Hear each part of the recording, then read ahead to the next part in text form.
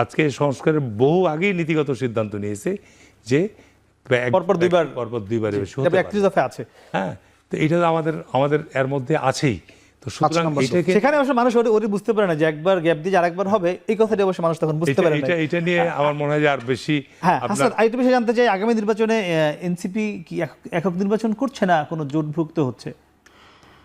আমরা আমাদের সাংগঠনিক বিস্তার এবং সাংগঠনিকভাবে আমরা আমাদের সাংগঠনিক পাটাতনকেই সুসংহত করা আমাদের প্রধান লক্ষ্য, এবং সেই জায়গা থেকে এনসিপি ইন্ডিপেন্ডেন্টলি আমরা ফাংশন করছি এবং আমরা ইন্ডিপেন্ডেন্টলি আমরা মুভ করব।